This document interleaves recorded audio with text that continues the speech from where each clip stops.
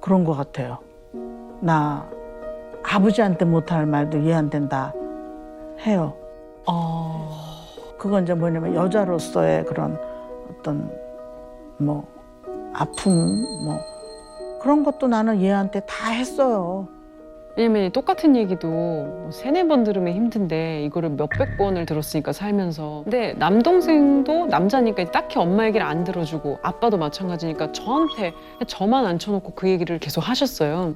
제가 마음에 여유가 있을 때는 이렇게 다 듣고 그래 엄마 힘들었겠다 하는데 제가 마음에 여유가 없고 힘들 때는 그게 너무 부담스러운 거예요. 왜 똑같은 얘기를 저렇게까지 이렇게 평생 계속할까? 저도 한 번씩 얘기할 때가 있었어요. 엄마 이제 그 상처에서 좀 나오면 안 돼? 근데 그러면 이제 버럭 가는 거죠. 네가 겪어봤냐고. 내가 얼마나 뼈에 사무쳤으면 이렇게까지 하는데 딸이라고 너 하나 있는데 네가 내 맘 몰라주면 어떡하냐 해서 또 싸운 적도 있었고. 제가 선생님 뵙고 정말 그거 처방전을 제대로 받고 싶은 것이 그러니까 사람들이 주변에서는 저랑 노는 걸 좋아하고 재미나 하고 주변에 친구도 많고 그래요. 그러실 것 같아요. 그런데 네. 아침에 일어나서 주방으로 가서 일을 하면은 슬그머니 이게 또 검은 이 보따리가 또 이렇게 올라와요.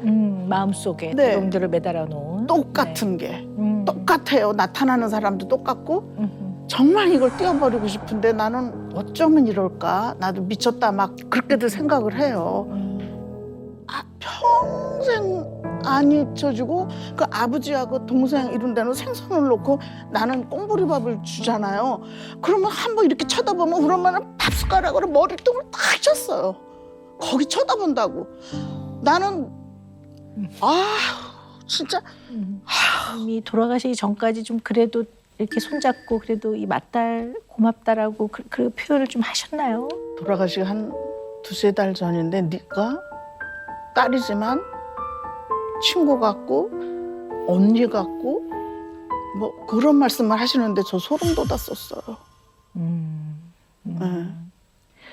왜 소름이 너무 싫었어요.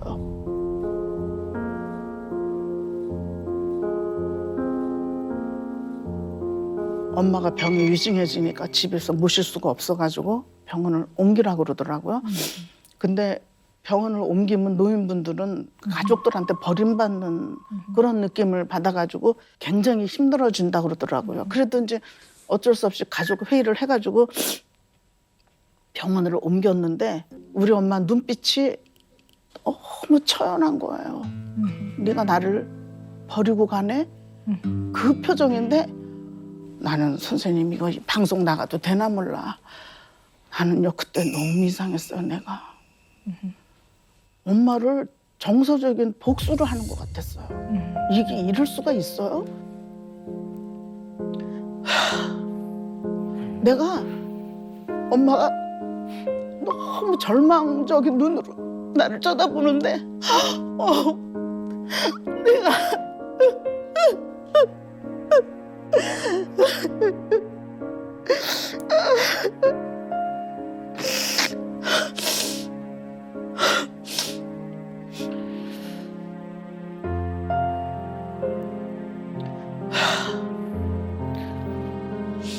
내가 너무 엄마한테 거절을 하는 거예요. 엄마는 그동안 너무 나를 아프게 하고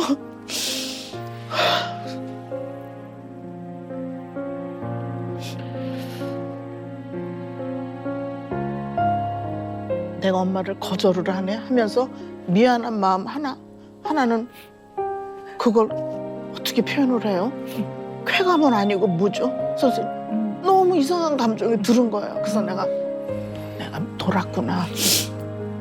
마음을 수용받아봤던 경험이 없으신 것 같아요. 네. 예를 들어 고목나무 밑에 이렇게 힘들 때 그늘처럼 기댄다든가 또 아주 더운 여름날 거기 그늘에서 좀 땀을 식히고 이렇게 쉬듯이 마음을 이렇게 얘기를 하고 누가 이 마음을 수용을 해준 경험이 없으신 것 같아요. 네, 그래서 그리고 결혼했는데 역시 또 여기 시어른들 여러 가지로 그냥 참고 견딜 뿐이지 누구 한 사람이 등을 두드려주면서 네가 애쓴다. 네가 우리 집에 시집을 와서 우리 집안을 굉장히 많이 이렇게 네가 잘 해나가는 거나 고맙다. 이런 말을 누가 해줬더라면 이게 몸은 힘들어도 이게 감정적으로 수용을 받는 거에 굉장히 많은 부분이 자신이 존중받는 사람이고 누군가와 마음으로 연결되어 있다고 느끼는데 우리 전성현 선생님 그게 굉장히 부족했던 것 같아요. 근데 전성현 선생님한테는 마음에 수용을 해주는 사람이 유일하게 딸이네요.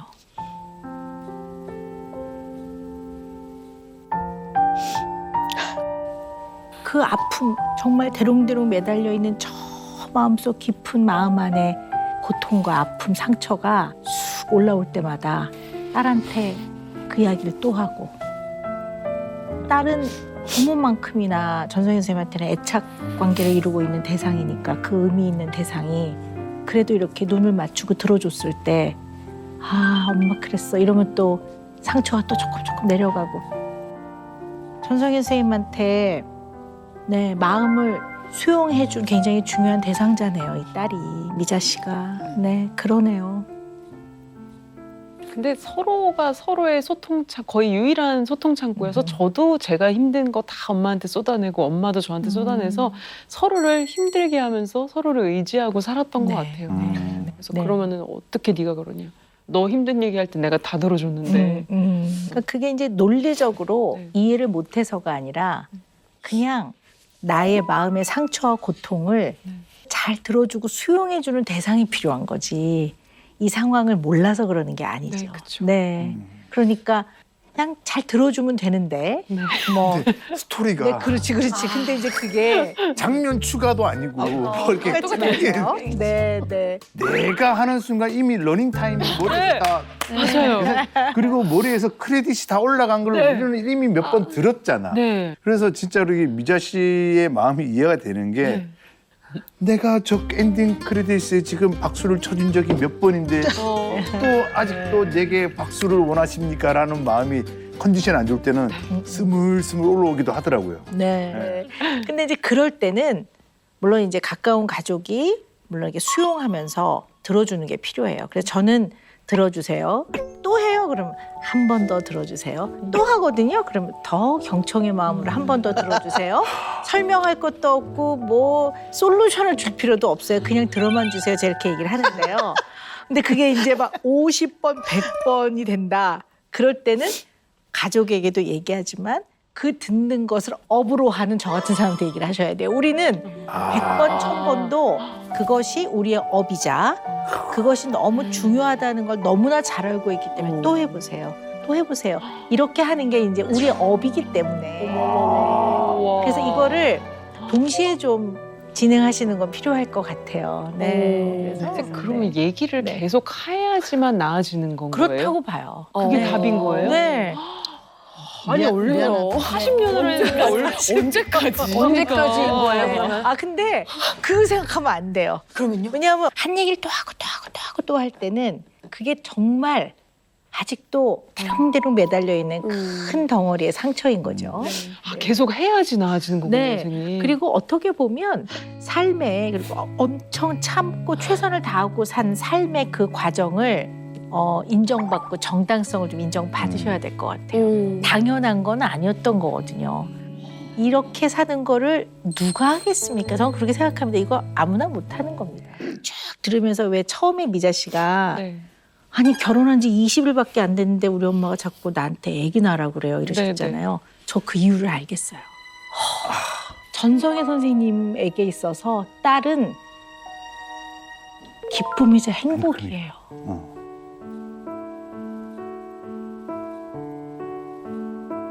내가 이 세상을 태어나서 내가 자식을 낳아서 마음을 나누고 나의 고통과 아픔을 이렇게 수용받는 경험을 했던 이 딸이 전성현 선생님 인생에서는 기쁨과 행복인 거예요. 그러니 너도 이제 배우자를 만났으니 너도 이러한 기쁨과 행복을 절대 놓치지 마렴. 이 마음인 것 같아요.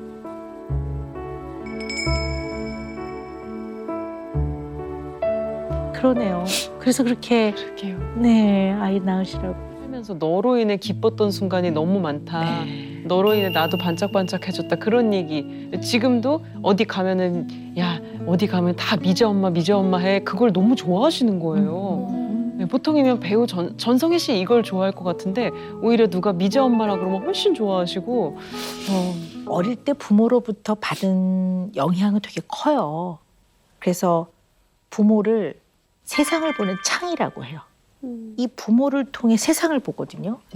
근데 어떤 창은 조금만 바람이 불어도 막 흔들리는 창도 있고 어떤 창은 유리가 깨져 있어서 조그만 날씨가 추워도 한파가 막 몰아닥치는 창도 있고 그래서 이 흔들리는 아주 한파가 몰아닥치는 그 창 앞에 계속 서 있으면 계속 아파요. 그래서 이 창에서 약간 각도를 틀어서 새로운 창을 만들어 나가셔야 될 거예요. 이 창이 금방 만들어지기는 어려울 수도 있어요, 선생님. 그러나 이 감정과 생각을 조금만 틀어보면 나중에는 멀리 가 있어요. 다른 곳에 가 있어요. 이 창 앞에서 다른 곳에 가 있기 때문에 여기서 내 새로운 창을 만들어가는 거죠. 이 훅 올라올 때마다 나는 새로운 창 앞에 설 거야. 성혜야, 새 창 앞에 서보렴. 이렇게 스스로에게 따뜻하게 매일 말해주는 것도 도움이 될 거라고 봅니다. 너무 좋을 것 같아요. 새로운 창 앞에 설 거야.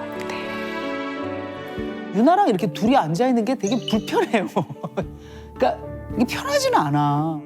그냥 아무렇게나 전화해서 야 어디야 뭐해 이렇게 할 수 있지가 않다니까요. 그거를 유나는 불편해할 수 있다니까요. 물어보진 않았지만 유나가 이제 미국 유학을 갔었고 코로나 때문에 돌아왔거든요. 돌아와서 몇 달 뒤에 갑자기 독립을 하겠다는 거예요. 지금 실례지만 유나가 몇 살이지? 23살. 23살이 됐지. 그리고 나서 제가 유나한테 왜 독립하려고 하는데? 라는 이야기를 직접적으로 물어보지 못했어요. 왜냐하면 왜? 뭐 하려고? 왜 그랬는데? 뭐가 문제야? 이렇게 옛날에 많이 얘기를 했거든. 그러니까 걔가 그러면 입을 딱 닫는 것을 몇 번을 봤어요. 그래서 이것은 걔가 그렇게 결정한 거기 때문에 자세히 물어보지 못했고 근데 이제 생각을 했지.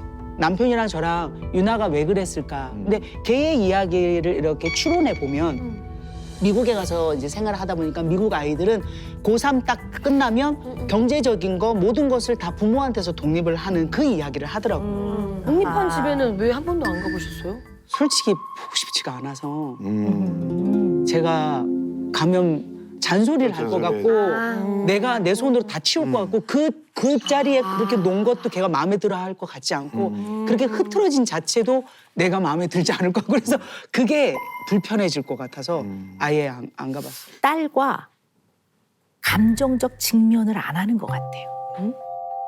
예를 들면 배우자와는 걔가 왜 그럴까? 이렇게 얘기를 나누지 네네. 본인한테 직접 이런 감정을 딱 직면해서 얘기를 안 하시는 것 같아요. 다시 내가 여쭤볼게요. 엄마랑 한 집에 지내면서 뭐가 불편했습니까? 엄마는 좀 직설적으로 뭔가 딱 얘기를 하는 편이고 저는 그거를 엄마가 얘기했을 땐 작은 거여도 되게 조금 예민하게 받아들이는 부분들이 있는데 그러니까 정확하게 무슨 엄청난 사건이 있었다기보다는 정리를 조금 잘 못했었어요. 근데 그때 시기가 제가 학교를 다니면서 되게 좀 많이 지치고 했어서 조금 이제 쉬고 싶고 조금 약간 널브러져 있는 상태였는데 엄마는 항상 이제 늦게 오시니까 그걸 보면 되게 왜 이렇게 안 치우고 그러니까 그거를 어떻게 보면은 엄마랑 이제 아저씨랑 같이 이제 저한테 얘기를 하셨을 때 엄마가 그렇게 뭔가 얘기하는 게 되게 날카롭게 들어오더라고요. 근데 이걸 만 얘기하면 엄마는 옳은 행동을 한 거니까 저한테 그러니까 저는 계속 이런 죄책감이랑 저 자신에 대한 뭔가 불편한 감정을 계속 느끼게 되는 것 같아요. 이것도 되게 조심스러운 질문이에요. 네. 그때 아저씨가 옆에 계시는 게 더 좀 힘들었어요? 네. 그러니까 엄마랑 저랑 어떤 얘기를 하는 거는 사실 모든 모녀지간이 그렇잖아요. 근데 나에 대해서 뭔가 100% 이해하고 있지 않을 수도 있는 그러니까 모든 세월을 같이 사는 게 아니니까 아저씨가 저에 대해서 그렇게 한다는 것 자체가 저는 조금 나를 너무 모르는구나라는 느낌이 들었던 것 같아요. 무슨 말씀인지 알겠어요. 아저씨가 좋은 분이지만 네. 유나 씨의 어떤 중요한 결정을 하거나 일상에 대한 이야기를 할 때 아저씨가 3분의 1의 포지션으로 들어와 있는 게 싫어요? 네. 네. 그러니까 엄마랑 둘이 얘기하고 싶은 것들도 있고 그런데 이 세 명이 3분의 1씩의 이런 포지션이 싫은 거군요. 저는 뭔가 이게 이런 마음이 괜찮은 건지 모르겠는데 좀 공평하지 않다는 생각이 들었어요. 좀 어떠세요? 유나의 마음을 좀 알고 계셨어요? 아니면 좀 어떠세요? 한편으로는 딸을 너무도 믿었던 것 같아요. 얘는 괜찮을 거야. 얘는 그렇게 할 거라고 내가 스스로 내가 믿어버린 네. 나는 그렇게 생각하고 너는 그렇게 해야 돼라는 것을 말하지 않고 얘한테 강요한 건 아닌가. 굉장히 어렵게 생활을 하셨던 세대예요. 네. 그리고 자식을 낳으면 얘를 삼시세끼를 먹일 수 있을까? 내지는 이 자녀를 과연 대학 공부를 시킬 수 있을까? 이런 고민을 하면서 자녀를 키웠던 세대거든요. 근데 혜련 씨는 거기에 훨씬 더 비중을 많이 두는 엄마였던 것 같아요. 그러니까 내가 열심히 일해서 너 하고 싶은 거, 너 공부하고 싶은 거, 네가 원하는 거 내가 머리칼을 잘라 팔더라도 내 뒷바라지 할 거야. 뒷바라지에 굉장히 중점을 둔 것 같아요. 8명 중에 딸 했는데 대학 가고 싶어도 에휴 옛날에 그런 거 많았잖아. 뭐 여자애가 뭐 이런 내 딸한테만큼은 유학을 가고 싶어 난 보낼 거야. 그러니까 일을 한 번 하면 완성도를 높이고 이 분야에서 최선을 다해야 돼. 찐이 돼야 되니까 막 외국에 나가 있고 이런 마음으로 난 열심히 살았는데 근데 뭐가 빠져 있냐면 자녀들과의 추억, 시간, 즐거운 경험, 대화, 상호작용 이거는 빠져 있었던 것 같아요. 근데 유나는 그걸 원했던 것 같아요. 유나는 엄마가 일을 조금 줄이고 좀 덜 벌더라도 그래도 엄마랑 같이 얘기도 하고 어디 놀러도 가고 엄마랑 시간도 보내고 엄마랑 목욕탕도 같이 가고 목욕탕 안 가면 집에서 목욕도 하고 밥도 많이 같이 먹고 학교에 있었던 얘기 엄마하고 나누고 싶고 그랬을 텐데 너무 열심히 산 엄마였던 거죠. 난 좀 그런 면이 있지 않았나 싶어요. 맞아요. 네. 그러니까 성공하면 성공하고 일을 열심히 하면 일을 열심히 하실수록 유나는 엄마를 보기 어려웠을 거고 엄마랑 대화할 시간이 많지 않았을 거고 엄마가 필요했을 거고 그러니까 이 얘기를 하는 저도 제가 일하는 엄마라 굉장히 공감이 되고 마음이 아프고 그래요 사실은. 네. 양주가 너무 멀어서 거기서 자취하고 있거든요. 근데 일주일에 한 번씩 본가에 와요. 오이고 금요일에 와서 일요일에 가고. 이거 쉽지 않은데. 그 나이 먹고 왜 나한테 집착하냐고 맨날 하시는데 주말에 제가 어딘가 친구를 만나러 가거나 하면 어디야? 언제 끝나? 또 나가? 이러거든요. 합의해요, 요즘은. 나 금, 토는 약속 있어. 그래서 몇 시에 나가고 몇 시에 올 거야를 얘기를 해주세요. 이거 약간 바뀌었는데? 그냥 그날 있었던 일을 다 얘기해야 돼요. 일주일 내내 생기는 에피소드가 너무 많잖아요. 재밌었던 걸 생각나는 대로 다 얘기를 하려면 시간이 너무 부족한 거예요. 엄마 화장실 들어가서 문 닫고 다른 거 하고 있어도 거기다 이러고 얘기해요. 문에다가. 내가 뭔가를 하고 있는데 누군가 통화를 하고 있고 근데 이 통화가 그냥 단순한 수다라는 걸 아는 순간 내 얘기 먼저 들어가 되는 거예요. 아, 엄마랑 얘기하기 좀 끊어요. 주말은 내 거거든요? 막 이렇게 장난쳐요. 제가 나가기 전에 엄마한테 옷을 허락을 받아야 그날 기분이 좋더라고요. 엄마가 예쁘다고 해줘야 진짜 예쁜 것 같고 엄마가 이상하다고 하면은 그냥 옷 버리고 싶고. 아, 본인이 좋아서 컨버를 받는 거예요? 네. 제가 지정해주는 게 아니에요. 매달리는 거예요. 제발 지정해 달라고. 무료 코디네이터를 사용하고 계시는 거예요, 지금. MT는 몇 박 며칠 가야 되니까 편한 옷, 그다음에 밀업을 틀고 이렇게 놀 수 있으니까 댄스를 즐길 수 있는 화사한 옷과 에어컨 추울 수 있으니까 셔츠를 입는데 셔츠가 마치 가방에서 툭 꺼낸 듯하지만 컬러감을 줘서 약간 패셔너블하게 따뜻할 수 있는 셔츠. 엄마 말이 다 맞더라고요. 엄마가 시키는 대로 하는 게 제일 베스트였어요. 제가 살아온 결과. 진짜 마음에 들어요? 네, 마음에 들고 보통 엄마가 코디해준 대로 가면 친구들한테 칭찬도 많이 받았었고 엄마가 워낙 스타일리시하시니까. 네, 사실 엄마가 코디해준 게 마음에 드는 것도 맞는데 의지를 너무 해서 제가 코디를 해도 허락을 받아야 뭔가 혼자 쇼핑하고 왔을 때 그냥 입고 나가면 되는데 어떠냐고 물어보면 거기에 대해서 제가 대답을 해야 하잖아요. 그러면 나는 별로야. 글쎄 이러면 환불해 와요 그냥. 환불해 와요 그냥. 근데 들어보니까요.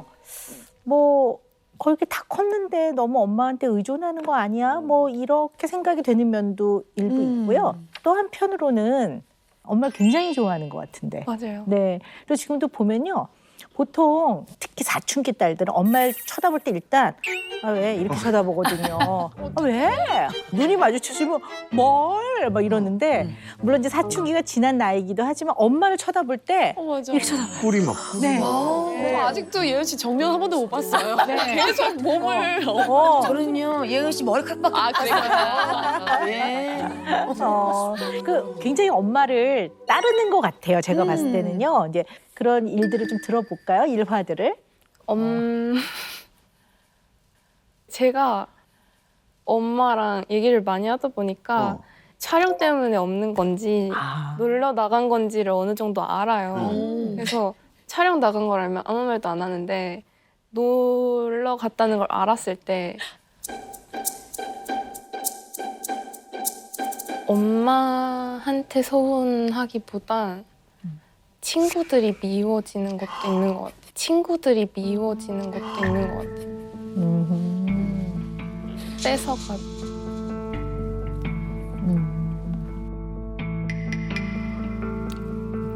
아직 엄마가 남자친구가 생겼어요.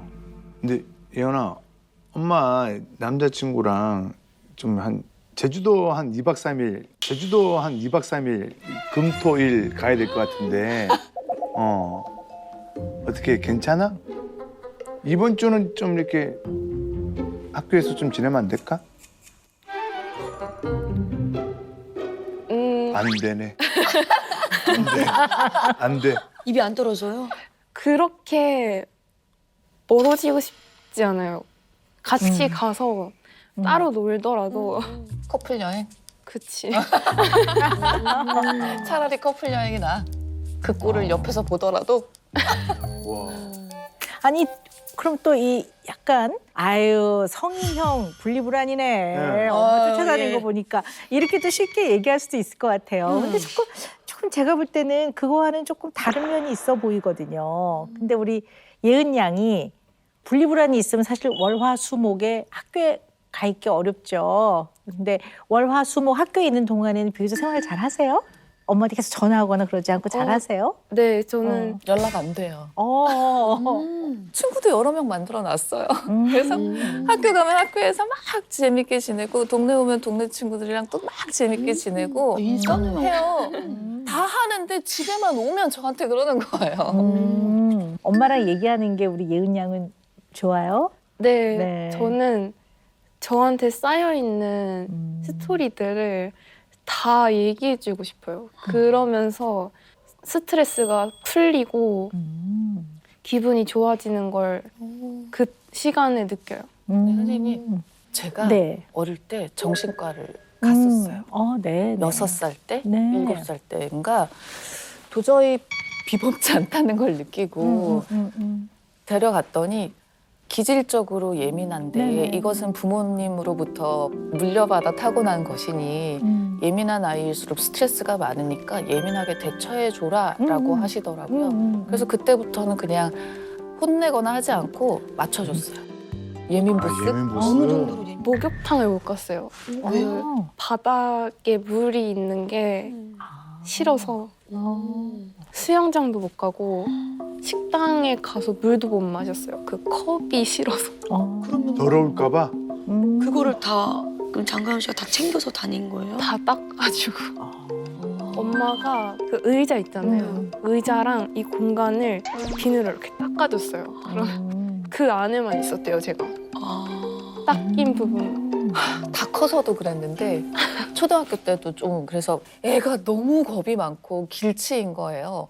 근데 이게 혼자서 학교 가는 길은 가르쳐야겠는데 도저히 애가 너무 무서워서 바짓가랑이를 자꾸 놓지 않는 아이였거든요. 벌레 있으면 못 간다고 집으로 전화하고 학교 화장실인데 화장실에 못 들어간다고 전화하고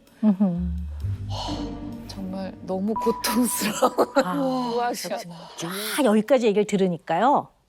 많이 알겠어요. 예은 양이 많이 파악이 됐어요. 지금 한번 생각을 해보자고요.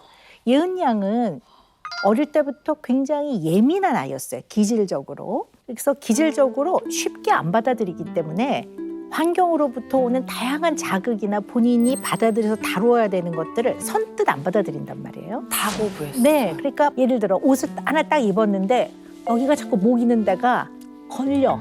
그럼 애들이 이 예민한 애들은 막 이거 어떻게 하셨어요? 엄마 오 자꾸 이런단 말이에요. 그러면 이제 가연 씨 같은 경우는 만약에 이제 예은이가 이러면 저 칼 가지고 다녔어요. 아 그랬구나. 무조건 다 띄워줬어요. 떼어주고. 옷 사면 집에 와서 하는 일이 택 다 자르고 전부 다 자르는 일이고 왜냐면 주저앉아서 꼼짝도 못하고 못 움직여요. 네, 네. 그러면 옆에 있는 주변인들이 모두가 힘들어지거든요. 빨리 해결해 주는 게 가장 편한 방법이기 때문에 빨리 해결해 줬어요. 근데 그게 이제 이 예민한 아이들은 다른 사람에 비해서 본인이 예민하게 느껴지는 부분을 좀 편안하게 받아들이는 데까지 꽤 오랜 시간 동안 이것을 잘 다루어내고 잘 편안하게 대처하는 그 성장이 필요해요. 이 과정을 부모는 언제나 현장에서 잘 대하고 도와줘야 돼요. 되게 중요하거든요.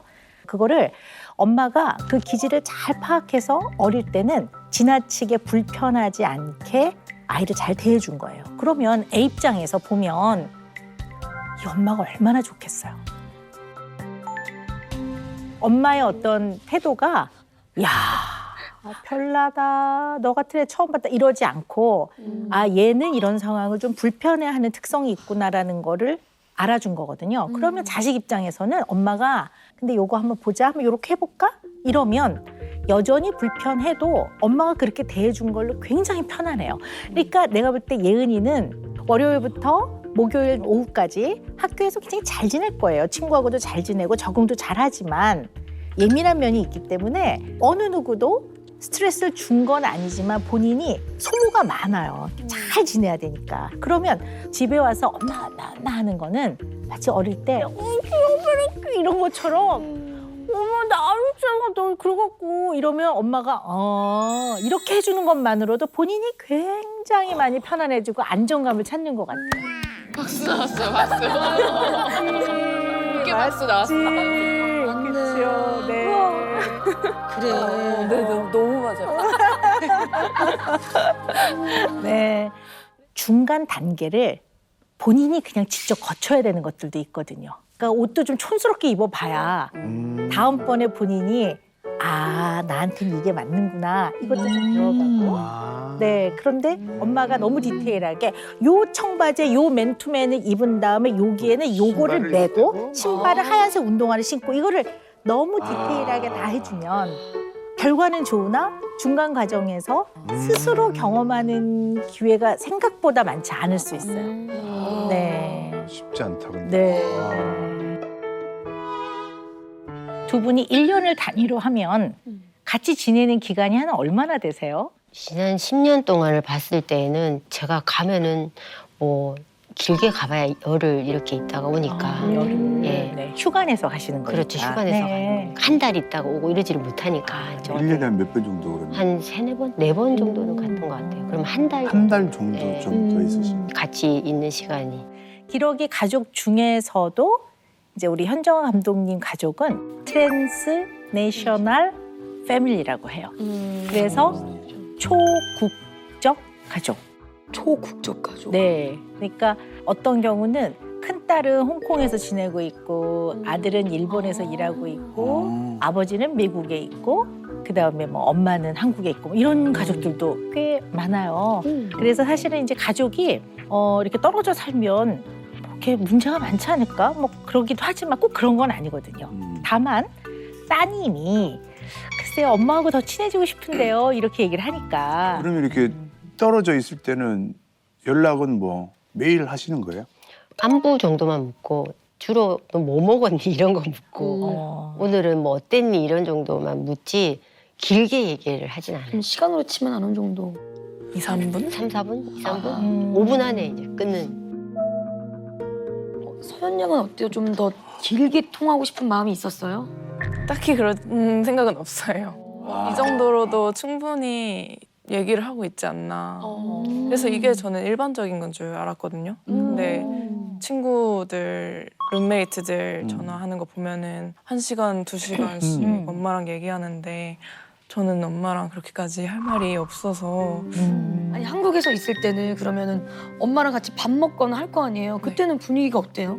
밥 먹는 일이 그렇게 자주는 아니에요. 한국에 있을 때도. 한국에 있을 때도 엄마가 본인 시간을 네. 가지고 저도 일하러 나가고 그러면은 뭐 거기서 먹고 올 때도 있고 그래서 남자친구 있어? 이런 얘기 안 물어봐요? 아니 알고 있으니까 그걸 굳이 안 물어봐요. 그것만 딱. 네, 그래서 또 더 이상의 어떤 것들은 제가 좀 간섭을 좀 안 하는 편이에요. 이렇게 믿고 이렇게 하는 편이고 예를 들어서 오늘 모두 홍대에서 친구를 만나 그러면은 몇 시에 들어와 이렇게만 하지 일일이 체크하거나 그러진 않아요. 관계의 형태가 꼭 정답은 없어요. 사람마다 다 살아가는 방식은 다 소중하고 나름대로 가치가 있고 또 그것이 가장 또 최선이고 적합하다고 보는 게 맞긴 하는데요. 조금 우려되는 거는 같이 하는 시간의 절대적인 양이 조금 너무 적지 않나라는 생각은 좀 해요. 그거는 저도 많이 네. 느끼고 있어요. 여기는 이제 일은 아니지만 저는 또 계속 일을 해야 되는 상황이기 때문에 왔다고 해서 2달 쉰다고 해서 제가 2달을 다 같이 딸하고만 있어줄 수는 없잖아요. 그런 부분이 또 없지 않아 있고. 네. 약간 어떤 느낌은 저는 드냐면요. 꼭 필요한 말만 하는 가족인 것 같아요. 네, 그런 것 같아요. 그래서 딱 필요한 말만 하면 너무 정보가 없는 거예요. 그러니까 엄마에 대한 정보는 탁구 여제, 그냥 현정화밖에 없지. 30%. 네. 자 그런데 이제 제가 궁금한 거 우리 서연 양한테 궁금한데요. 엄마한테 이렇게 좀 시시콜콜한 아주 이렇게 재미있는 개인적인 얘기를 이렇게 해봤는데 반응이 없어서 에이 이렇게 된 건지 아니면 필요를 못 느꼈는지 이거에 따라 되게 다르거든요. 네. 지금까지는 계속 필요성을 못 느꼈던 것 같아요. 그렇지. 이제 친구들이 이렇게 저랑 다르게 사는 걸 보고 한번 해볼까 하고 엄마한테 전화를 걸어서 뭐 이런 일이 있었고 이런 일이 있었어 하면서 막 얘기를 했는데 엄마는 그랬어. 그러고 끝. 그러니까 또 막 제가 혼자서 쫑알쫑알 되기도 좀 그렇고. 남에 대한 얘기 어떻게 보면 험담이 될 수도 있고 어떻게 보면 험담이 될 수도 있고 저는 이제 친구 얘기 별로 관심이 없거든요. 예를 들면 그렇게 사소한 이런 얘기들을 서로 우리는 안 하는 것 같아요.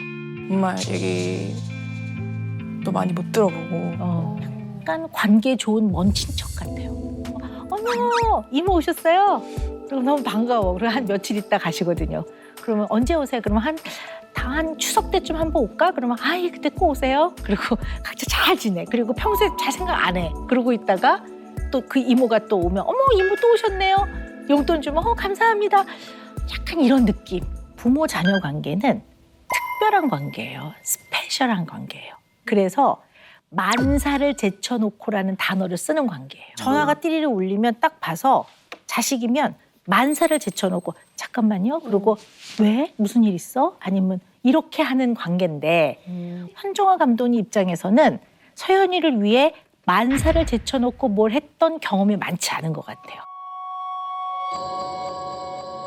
맞는 것 같아요. 네네. 이제 어릴 때에도 이제 감독을 해야 되잖아요. 그렇죠. 근데 그때는 또 국가대표팀 감독을 맡았었어요. 어릴 때. 그래서 맨날 태능에서 지내고 외국 시합 가면 보름 한 20일 정도 있다가 오고 그런 경우들도 사실은 많아서 저도 사실 엄마하고 딸하고 같이 있고 막 그러고 싶거든요. 근데 내일이 그렇게 안 되는 걸 어떻게 해? 뭐 이렇게 되는 상황이 많이 있었던 거예요.